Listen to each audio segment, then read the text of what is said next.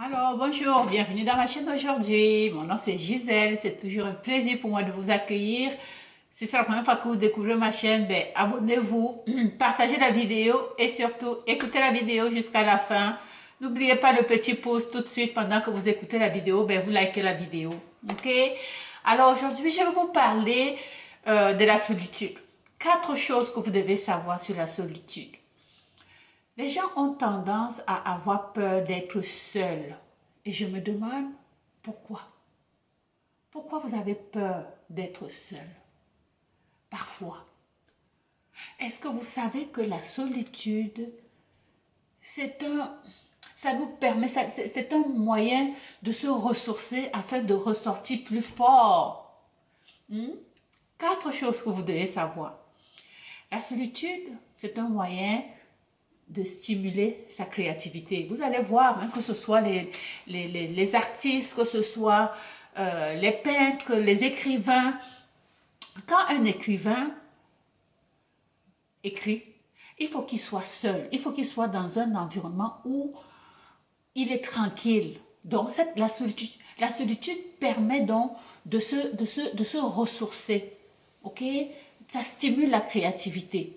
Et c'est pendant le moment de solitude que les idées de génie jaillissent. Combien de fois, souvent même chez moi j'aime la solitude. Hein. Moi personnellement, je suis quelqu'un qui apprécie beaucoup la solitude. Moi, je fais partie des gens que, vous savez, souvent c'est déjà arrivé, tu invites quelqu'un chez toi, tu invites des gens chez toi, et il reste longtemps. Ben, ça ne finit plus, tu ne sais pas comment le dire, ben, maintenant il faut déjà partir. Il reste, il parle, il parle, il parle, il parle. Moi, j'ai envie de la solitude parfois pour tout simplement me reposer. Ok? Donc, la solitude stimule la créativité. La solitude aussi, qu'est-ce que ça fait? C'est que ça vous permet d'avoir une meilleure connaissance de vous-même. Parce que quand vous prenez le temps de penser à vous, parce que quand vous êtes seul, les idées viennent. Et ça vous permet d'avoir une bonne compréhension de vous. Ça permet, une fois que vous avez pris du temps pour vous, vous comprenez que vous êtes disposé à partager avec les autres personnes, vous êtes disposé à recevoir les autres, vous êtes disposé à... Ça améliore votre relation parce que quand vous prenez le temps, ça vous permet pendant ce temps-là de faire le vide sur tout ce qui est autour de vous, la solitude. Et puis, on est heureux quand on est seul. Hein? Notre foi en l'amour des autres. Quand on est seul, on est heureux. C'est sûr que si vous êtes quelqu'un qui aimait tout le temps, si vous êtes quelqu'un qui aimait tout le temps être avec les autres, tout le temps la fête, tout le temps, c'est sûr que quelque part vous n'avez pas le temps, c'est qu'il y a quelque chose que vous fuyez. Il y a quelque chose, quand vous prenez le temps de vous asseoir, vous réalisez que vous fuyez quelque chose, vous fuyez quelque chose. Pourquoi? Qu'est-ce qui fait que quand vous êtes seul, vous êtes perdu? Donc la première chose, c'était la créativité que ça fait. C'est quoi la solitude? Qu'est-ce que la solitude vous fait? La deuxième chose, c'est que la solitude, il faut distinguer la solitude de l'isolement. Ok? La solitude, ça peut être subjectif et objectif. Alors que l'isolement, ça va friser quand on est isolé, on se sent perdu. Donc c'est quelque chose de négatif. Celui qui se sent isolé va avoir une sensation d'être malheureux. Donc, il faut vraiment distinguer la solitude de l'isolement. La solitude, ce n'est pas l'isolement. Ok? Donc, si vous êtes quelqu'un que quand vous êtes seul, vous vous sentez malade, vous êtes isolé, vous avez toujours des idées noires, c'est que la solitude, c'est que vous êtes plutôt isolé. Ce n'est pas la solitude, là, c'est l'isolement. Vous vous sentez isolé.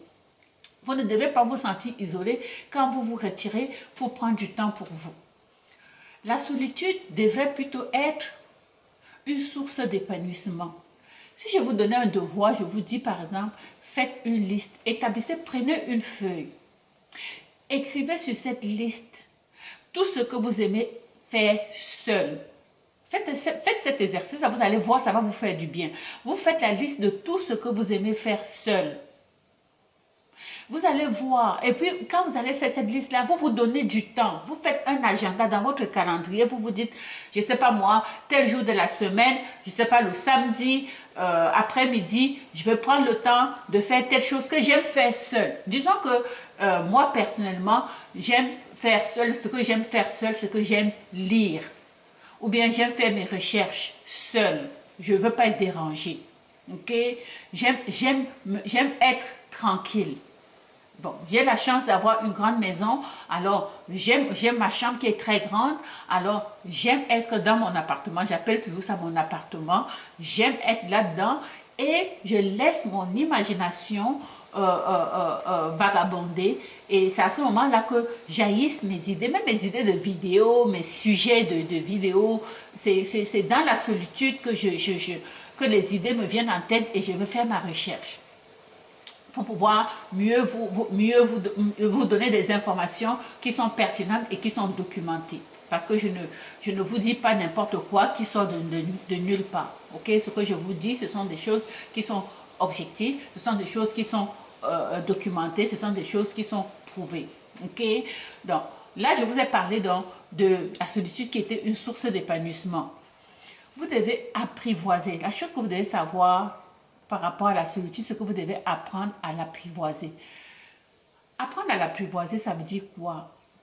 C'est qu'il faut établir une frontière. Il faut savoir où se trouve la frontière entre la solitude et l'isolement.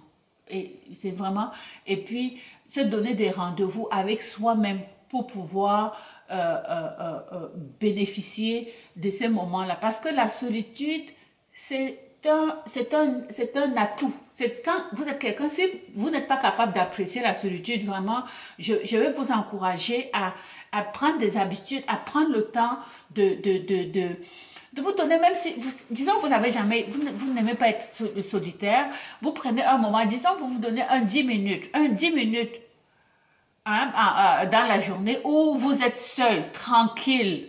Vous allez voir comment vous allez trouver des solutions aux problèmes qui vous préoccupent. C'est pendant ce moment-là que la solution vient vite, vite, vite. Parce que vous êtes tranquille, vous n'êtes pas dérangé. Ok?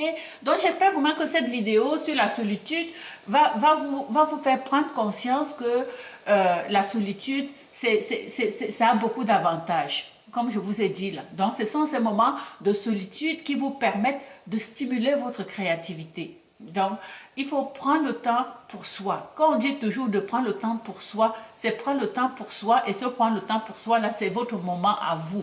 Et ce moment à vous, c'est le moment où vous êtes dans votre imaginaire, vous êtes tranquille et vous réfléchissez et vous trouvez des solutions par rapport aux problèmes qui vous préoccupent. Mais tout ça se fait quand vous êtes tranquille, il n'y a rien qui vous dérange autour. Et ça, ce sont des moments vraiment qui n'ont pas de prix, Donc, essayez de trouver dans votre agenda des petits moments comme ça où vous vous retirez de tout le monde pour pouvoir vraiment réfléchir et trouver des solutions ou tout simplement juste apprécier et tout simplement penser à vos projets, penser à des choses que vous pouvez faire pour améliorer votre vie et celle de vos proches. Alors, j'espère que cette vidéo, ces 4 choses dont je vous ai parlé vont vous aider. Ok? Donc, voilà. C'était pour cette vidéo. C'est tout ce que j'avais prévu pour vous. Et on se retrouve la semaine prochaine. Je vous embrasse. Ciao. Bye.